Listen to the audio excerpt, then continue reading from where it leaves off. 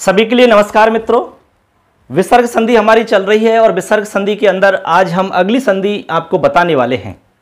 मित्रों यहाँ सिर्फ दो संधि हम आपको और बताएंगे, उसी के साथ में हमारी विसर्ग संधि कंप्लीट हो जाएगी। हमने आपको स्टार्टिंग में भी बताया था कि विसर्ग संधि के अंदर कुल 5 प्रकार के कार्य होते हैं और कार्य के आधार पर ही विसर्ग संधि का नामकरण होता है। हमने आपको बताया कि इसमें सत्व संधि होती है, यानी कि विसर्ग के स्थान पर स कार्य होता है, विसर्ग के स्थान पर उ होता है इसलिए उसका नाम उत्व संधि रख दिया, विसर्ग के स्थान पर ऋत्व होता है तो ऋत्व विसर्ग संधि रख दिया।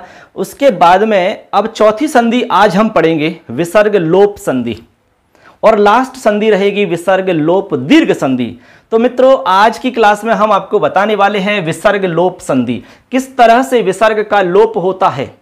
हम आपको बता दें कि डायरेक्ट विसर्ग का लोप नहीं होता, तो कैसे होता है चलिए आज की संधि में हम सीखेंगे। यदि क्लास से अब तक नहीं जुड़े हैं, चैनल को सब्सक्राइब नहीं किया है तो जरूर कर लेना, क्योंकि सारी क्लास आपको तभी मिल पाएंगी। तो टॉपिक डालेंगे सभी बच्चे, लिखें विसर्ग लोप संधि। देखिए ये हमारा टॉपिक रहेगा विसर्ग लोप संधि। ये टॉपिक है बच्चों हमारा आज का। किस तरह से विसर्ग का लोप होता है ये हम इसमें सीखेंगे। तो इसका सबसे पहला सूत्र हमारा रहेगा, मैं यहां सूत्र लिख रहा हूं, उसके बाद में सूत्र को समझेंगे। देखिए बच्चों सूत्र नोट करें सभी। सूत्र बहुत ही अच्छा है, भो भगो अघो,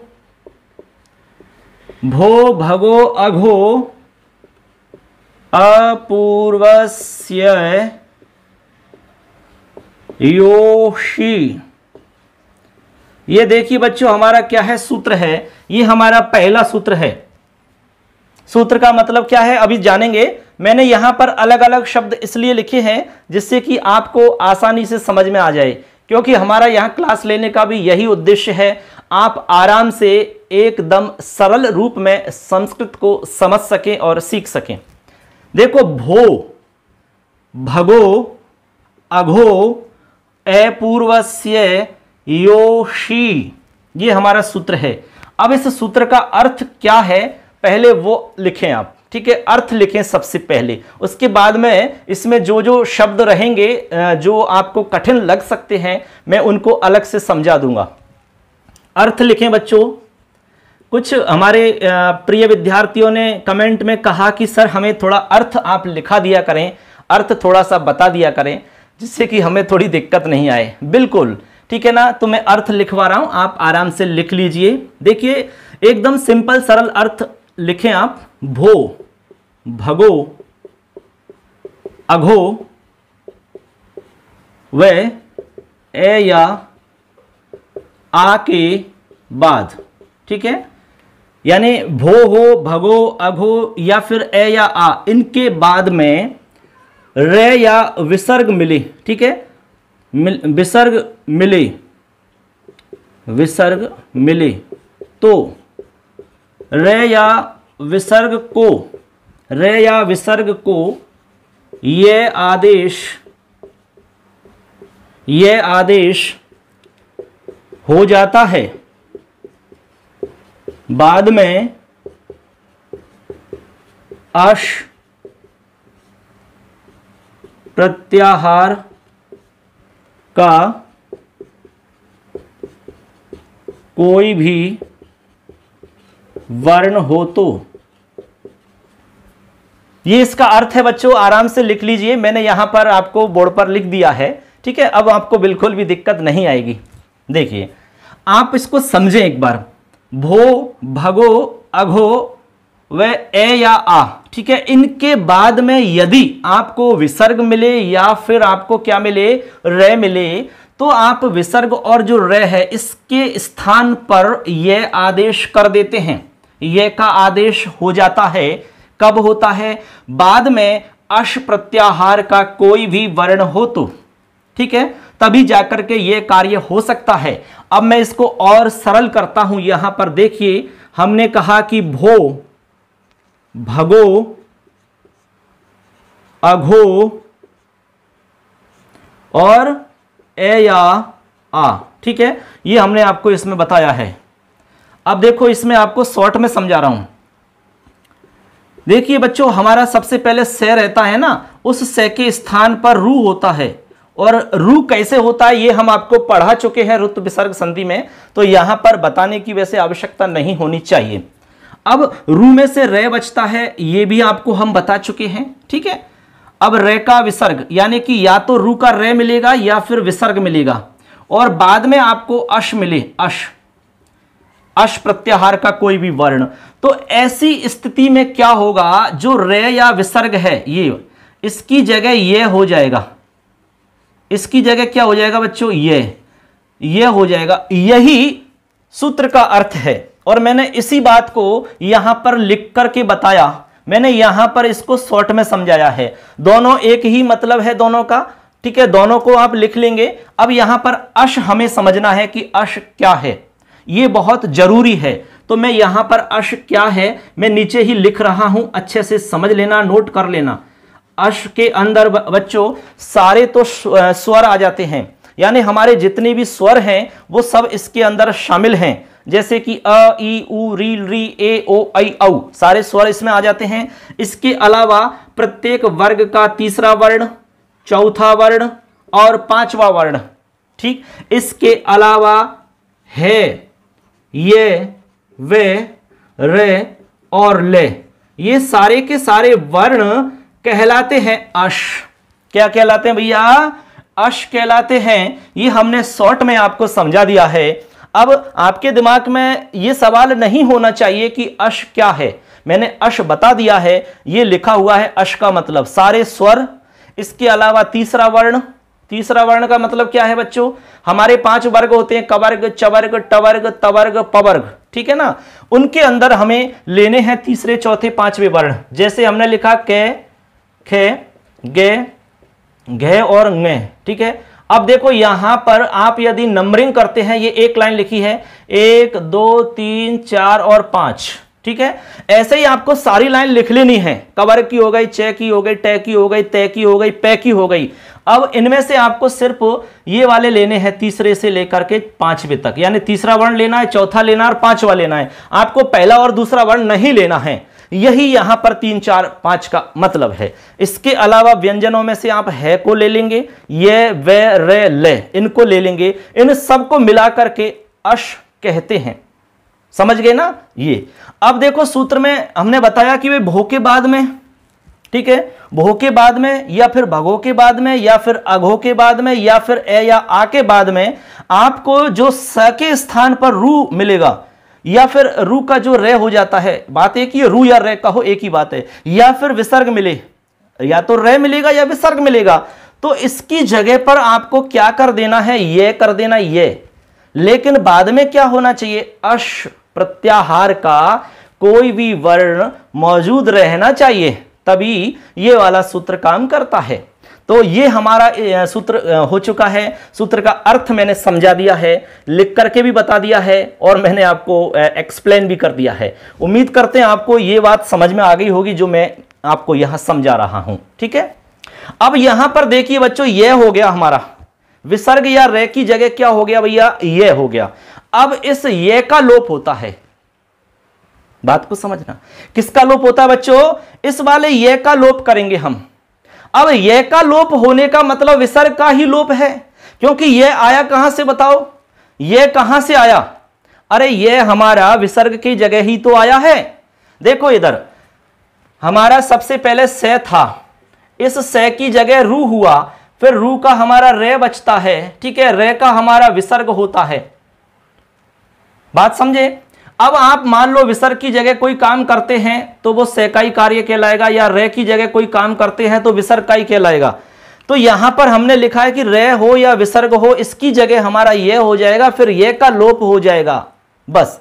तो ये हमारा विसर्ग लोप संधि का कार्य है। इस तरह से इसमें होता है।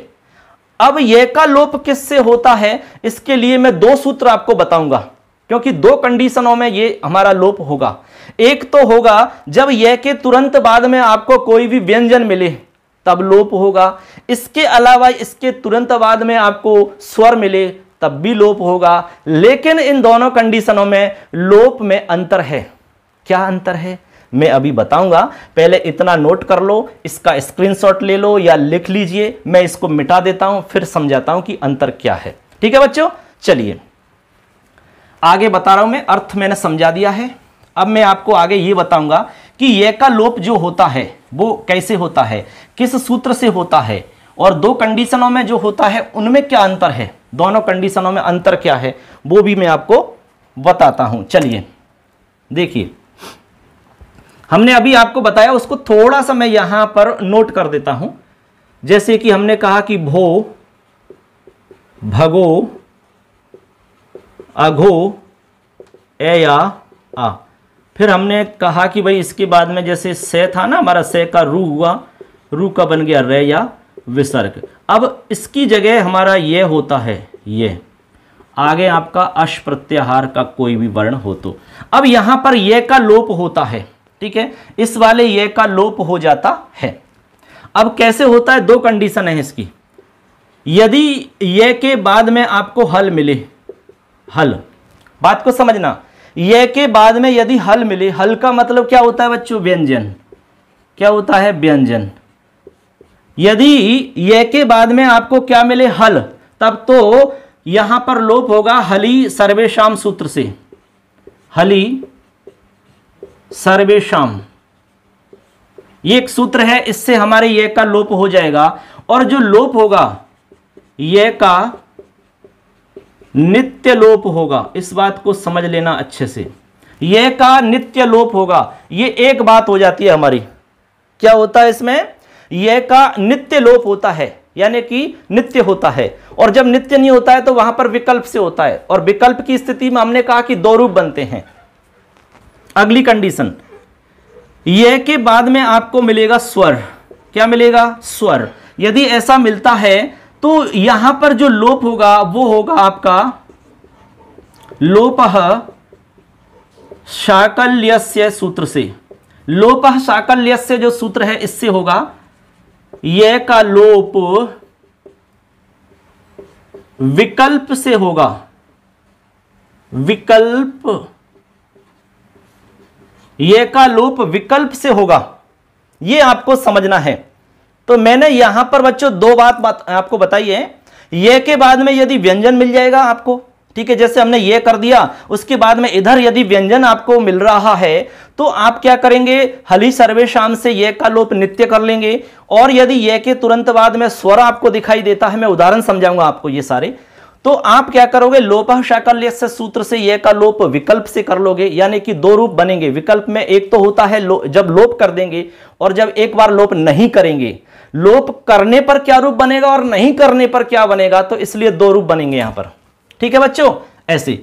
अब एक बात और यहां समझनी है, ठीक है, एक बात क्या है वो ये है बच्चों, यहां लिख रहा हूं मैं, ए या आ के बाद, ए या आ के बाद, ये ए या आ के बाद, ऐसा लिख लो यहां पर कि ए या आ के बाद ये आदेश उत्व, जो हमने उत्व संधि बताई ना उसकी बात है, उत्व संधि के प्रसंग में नहीं होता है। इस बात को भी लिख लो आप। ए या आ के बाद ये आदेश, जैसे मान लो ए या आ हुआ, उसके बाद में आपको जैसे रू या रे मिल रहा है या विसर्ग मिल रहा है, तो वहां कह रहे हैं कि ये का आदेश जो है वो उत्व संधि के प्रसंग में नहीं होगा, बाकी सब जगह हो जाएगा। ये बात समझे कि नहीं समझे? यानी हमने आपको उत्व संधि पढ़ाई थी, जहां पर विसर्ग का ऊ हमने बताया था कैसे होता है। तो उस स्थिति में कह रहे हैं कि जब ए या आ के बाद में हम ये का आदेश करते हैं ना, तो वो आदेश उत्व संधि वाले प्रसंग में नहीं करना है, बाकी सब जगह कर लेना। ये बात आपको समझनी है। तो ये सारी चीज आप नोट कर चुके होंगे, आपको ये बात समझ में भी आनी चाहिए, इसमें कोई भी प्रॉब्लम आपको नहीं आनी चाहिए। यदि कोई समस्या है तो आप फटाफट हमसे पूछ सकते हैं, आपको जरूर जवाब दिया जाएगा। ठीक है बच्चों, अब मैं समझता हूं कि आपको सारी बात समझ में आ गई होगी। सूत्र भी मैंने समझा दिया है, ये का लोप कैसे होता है वो भी मैंने बता दिया है। ये के बाद में व्यंजन होगा तो हलि सर्वेशाम से लोप करना है, नित्य होगा। और यदि स्वर मिलेगा तो लोपः शाकल्यस्य से करना है, जो कि विकल्प से होगा। दोनों कंडीशन मैंने बता दी। या आके बाद में जो ये का आदेश होता है वो उत्व संधि के प्रसंग में नहीं करना है, बाकी सब जगह करेंगे, कोई प्रॉब्लम नहीं है। तो यहां तक नोट कर लीजिए, मैं इसको मिटा देता हूं। अब मैं आपको उदाहरण समझाता हूं, चलिए, क्योंकि उदाहरण से ही तो समझ में आएगा सब कुछ। अब देखिए बच्चों, यहां पर मैं उदाहरण समझाता हूं आपको, क्योंकि उदाहरण के बिना क्लियर नहीं हो पाएगी संधि। तो मैं इसमें आपको 7-8 उदाहरण बताऊंगा, उसमें आप अच्छे से समझ जाओगे। पहला उदाहरण देखिए, पहला उदाहरण है हमारा, यहां से देखिए आप, भो हो, ठीक है, और यहां पर हम लिख रहे हैं भोस प्लस देवाहा। ध्यान देना, यहां पर हमने जो भोस लिखा है ये मूल रूप है बच्चों। आपको जब भी संधि करनी होगी या विच्छेद करना होगा तो ये वाला रूप लिखना होगा आपको। ये जो हमने लिखा है ये व्यवहार वाला रूप है, जिसको हम व्यवहार में प्रयोग करते हैं, बट इसका जो मूल रूप है, ओरिजिनल रूप है, वो भोस है। से की जगह ही विसर्ग होता है, तब आपको भो हो ऐसा दिखाई देता है। यदि आप देवाहा में विसर्ग देख रहे हैं तो ये विसर्ग भी वास्तव में से था, से का ही तो विसर्ग बना है, डायरेक्ट तो कोई विसर्ग कहीं से आया नहीं है ऐसे। तो यहां पर देखो कंडीशन है भोस धन देवाहा, ठीक है। अब यहां क्या होगा बताइए, सबसे पहले बच्चों यहां पर स के स्थान पर क्या होगा बताइए, रू होगा। रू रुत्व संधि के अंदर हमने आपको बता दिया है कि भाई से का रू कैसे होता है। तो यहां हमारा हो जाएगा, मैं एक नीचे लिख देता हूं इसको, एक को थोड़ा सा डिटेल से समझा देता हूं। हमने लिखा यहां पर रू और रू का बच गया रे, ठीक है। आगे हमारा देवाहा, इसके बाद में हम इसको ऐसे लिख लेंगे भो रे और देवाहा, ठीक है बच्चों। ये हमारी कंडीशन यहां तक हो जाती है। अब यहां पर क्या करेंगे, हमने आपसे सूत्र में कहा कि भो के बाद में यदि विसर्ग या रे मिलता है तो आप रे को क्या कर लेंगे भाई, क्या करेंगे बताओ, रे की जगह आप कर लोगे ये, और आगे आपको अश मिलना चाहिए, अश। तो आपको आगे दे मिल रहा है, दे। अब आप देखो दे जो है वो अश में आता है क्या, अश में एक तो सारे के सारे स्वर हमने बताए थे, इसके अलावा तीसरा चौथा पांचवा वर्ण बताया था। तो दे कौन से नंबर का वर्ण है, ते थे दे तीसरे नंबर का है, तो कोई प्रॉब्लम नहीं है, आप यहां कार्य कर सकते हैं। तो यहां पर रे को हटा करके क्या कर सकते हैं, ये, तो आप लिख लेंगे भो और आगे है आपका देवाहा। समझना अच्छे से, एक उदाहरण को मैं पूरा डिटेल से समझा रहा हूं, बाकी बाद में मैं फटाफट बता दूंगा। अब यहां देखिए कंडीशन हो जाती है ये। अब हमने आपको बताया कि भाई ये का लोप होता है। हमने ये के लोप के लिए दो कंडीशन बताई थी। एक तो कहा कि ये के तुरंत बाद यदि व्यंजन है तो हलि सर्वेशाम सूत्र से नित्य लोप हो जाएगा। यदि ये के बाद में स्वर है तो लोपः शाकल्यस्य सूत्र जो है उससे विकल्प से होगा। तो आप बताइए यहां पर ये के बाद में क्या है, आप खुद ही बताओ ना।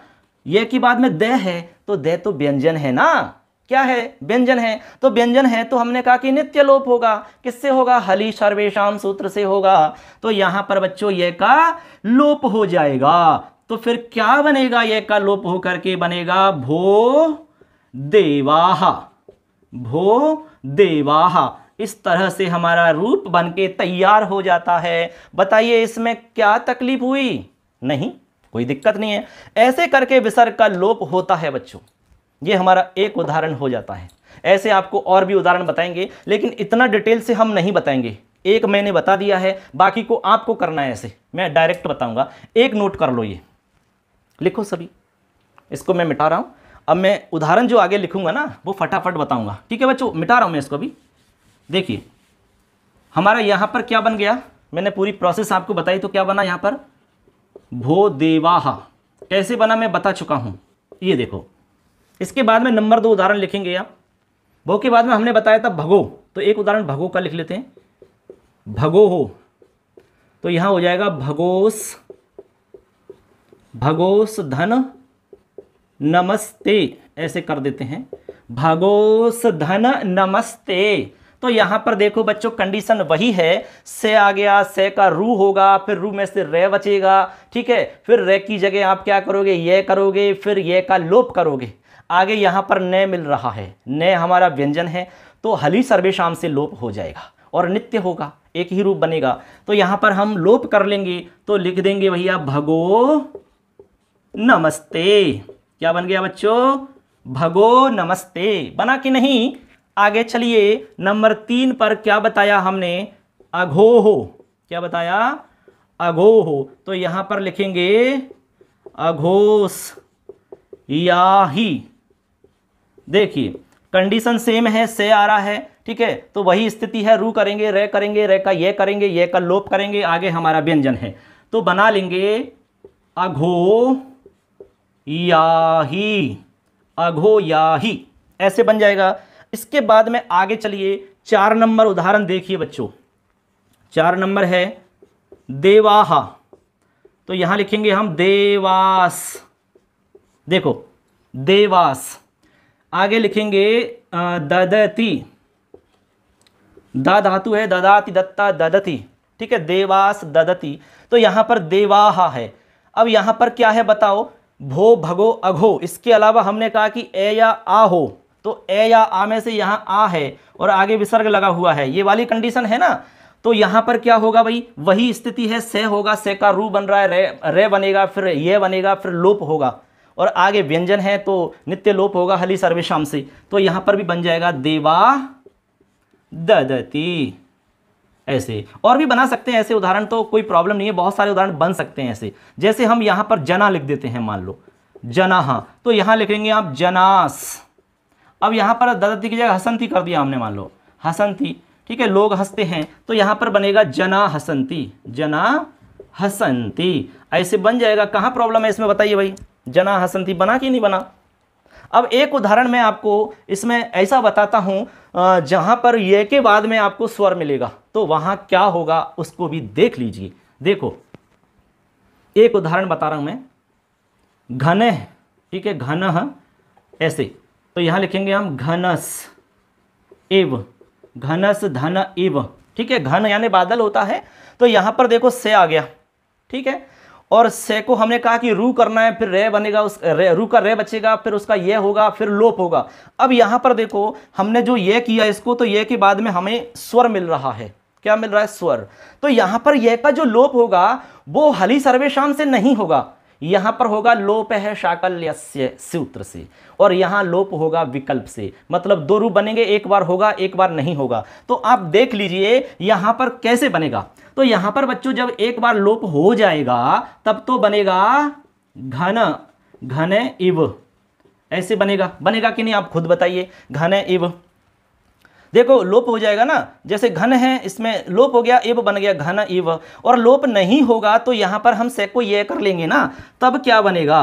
तब बनेगा आपका घन, और ये भी इसमें शामिल रहेगा, और आगे आपका इव है। अब इनको मिला देंगे आप, तो मिलाएंगे तो कैसे मिलाएंगे? देखो ऐसे मिलेगा, इव घन, घन इव, घन इव, ऐसे बन जाएगा ये, ठीक है, क्योंकि यहां लोप नहीं हो रहा है ये का, और ये का लोप हो रहा है तब तो घन इव ऐसा बन रहा है, और लोप नहीं हो रहा है तब घन इव इस तरह से बन रहा है। ऐसे आप और भी उदाहरण बना सकते हो। जैसे हमने कहा कि राम है या रामस, ठीक है, रामस धन आगच्छति, तो ये रामस धन आगच्छति है, तो से का आप रू करेंगे, रे करेंगे, ये करेंगे, ये का लोप करेंगे, लेकिन आगच्छति है आगे, तो यहां विकल्प से होगा, एक बार होगा एक बार नहीं होगा। तो आप बनाएंगे यहां पर राम आगच्छति, और एक बार बनाएंगे राम यागच्छति, क्योंकि ये का लोप नहीं होगा तो ये में आगच्छति मिल जाएगा, तो यागच्छति बन जाएगा। इस तरह से बच्चों यहां मैंने आपको कुछ उदाहरण बता दिए हैं, अच्छे से समझा दिए हैं, आपको समझ में आ गए होंगे, ठीक है।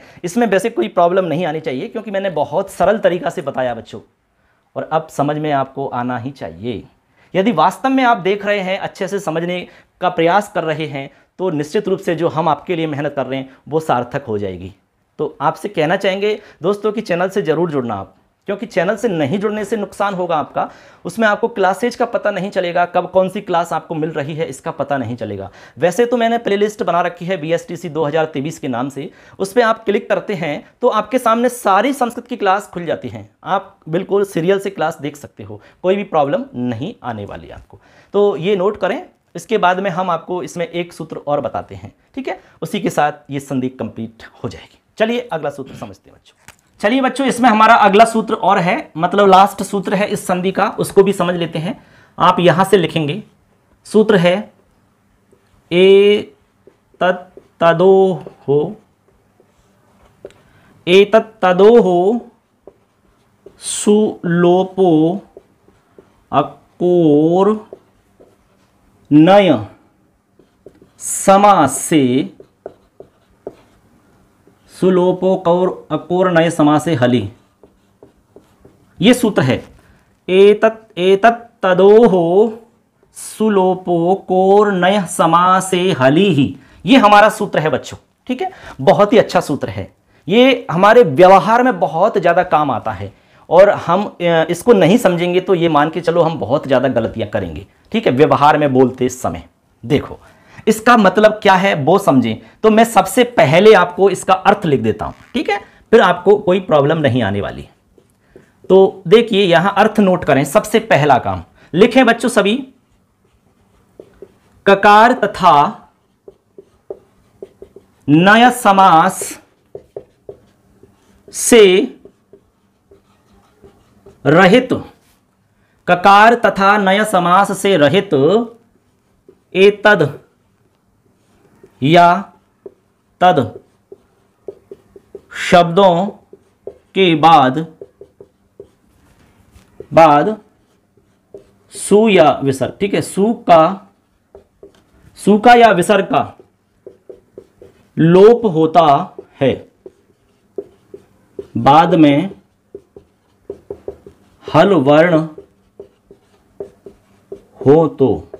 देखिए एकदम मैंने क्लियर लिख दिया है सब कुछ, यहां पर आप नोट कर लीजिए इस अर्थ को। देखिए क्या लिख, तो यहां पर देखो अब मैं एक एक को थोड़ा सा डिफाइन करता हूं। जैसे ये ककार है, नए समास है, एतद है, तद है, सु है और हल वर्ण है।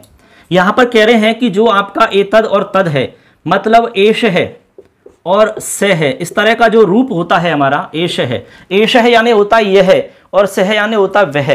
दोनों में अंतर क्या है बच्चों, सुन लो। जैसे मान लो कोई बालक है, ठीक है, हमारे पास में खड़ा हुआ है, ठीक है, बिल्कुल बगल में खड़ा हुआ है, तो उसके लिए कहेंगे हम यह बालक है, यह। और यदि वही बालक दूर खड़ा हुआ है तो हम कहेंगे वह बालक है।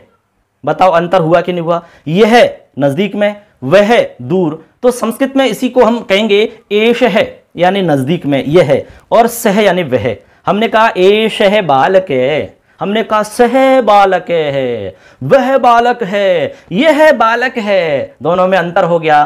तो कह रहे हैं कि एष और जो स है ये दोनों कैसे रहित हों, के इनमें के नहीं जुड़ा होना चाहिए। क्या नहीं जुड़ा चाहिए, के जुड़ता है ना तब ऐसे बनता है, ये ऐसे, ये वाला नहीं होना चाहिए। इस बात को समझ लो, आप बात को समझे कि नहीं समझे। ऐसे यहां पर आपका जो से है, ऐसे यहां पर आपका सक है, ये वाला नहीं होना चाहिए।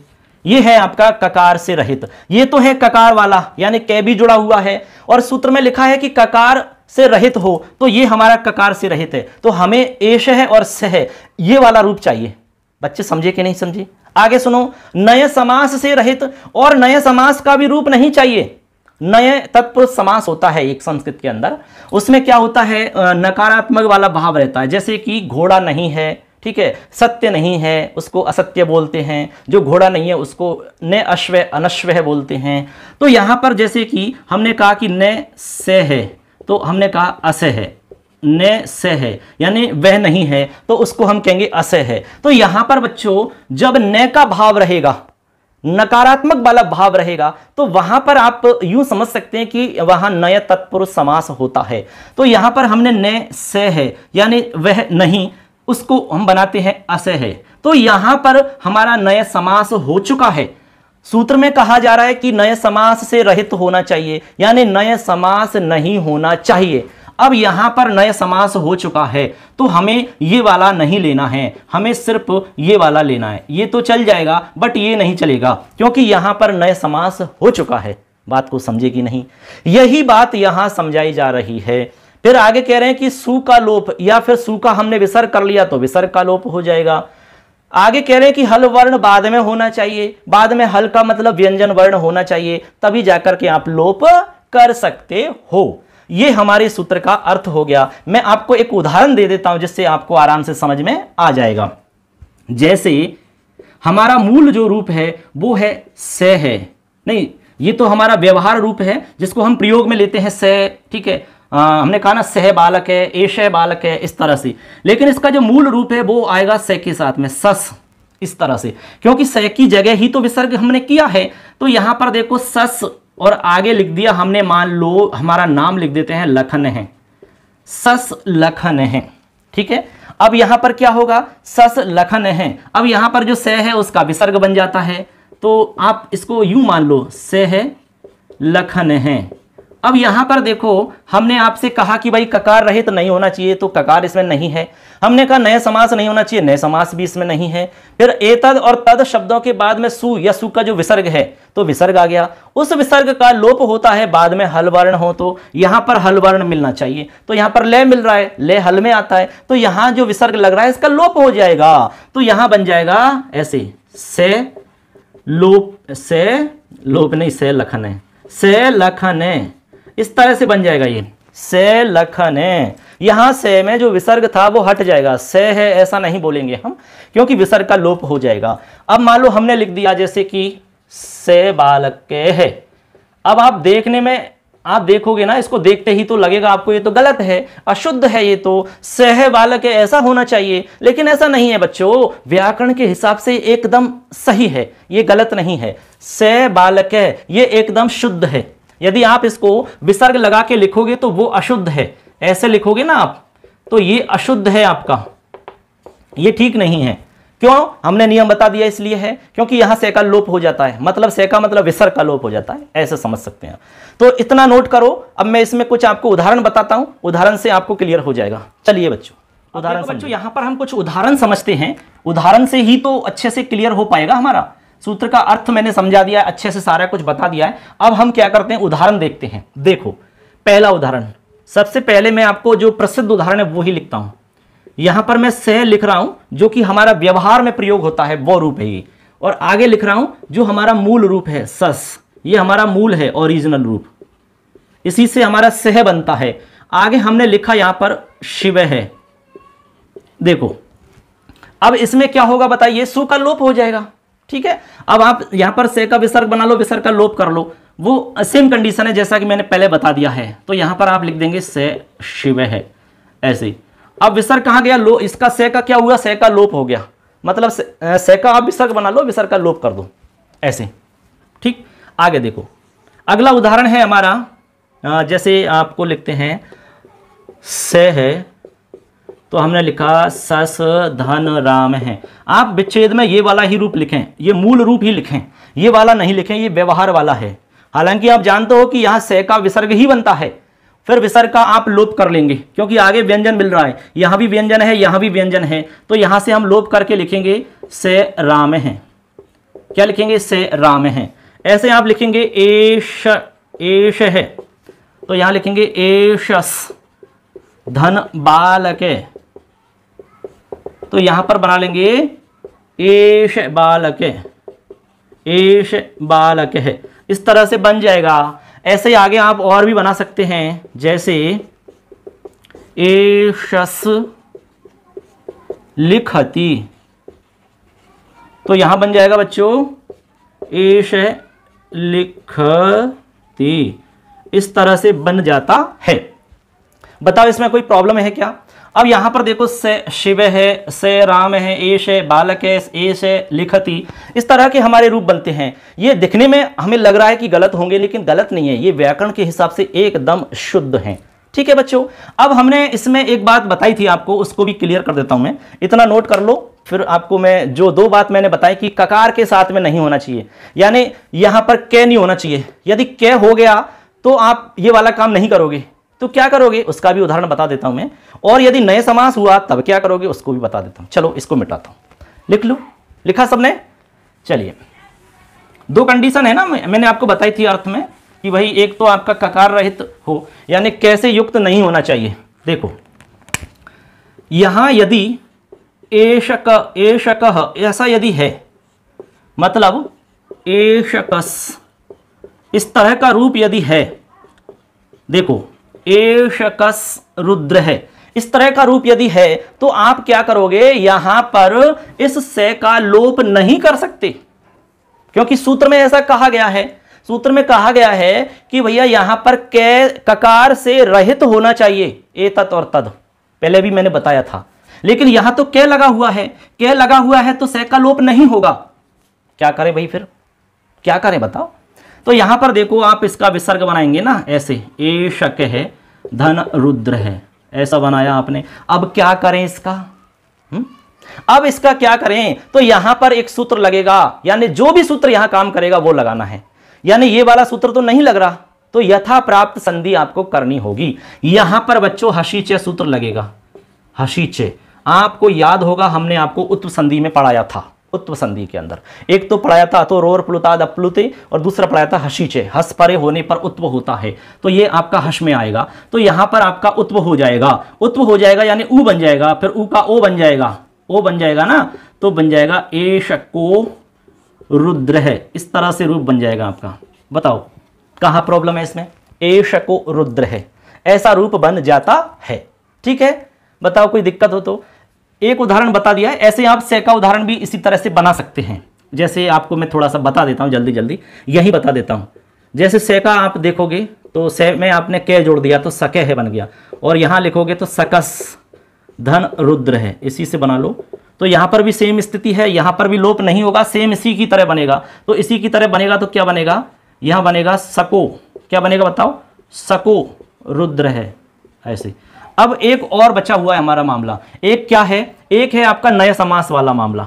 नया समास, हमने कहा कि नया समास से युक्त नहीं होना चाहिए। यदि नए समास से युक्त हो गया तो फिर वहां पर ये वाला कार्य नहीं होगा। जैसे हमने कहा कि न से है बराबर असह बन गया, असह।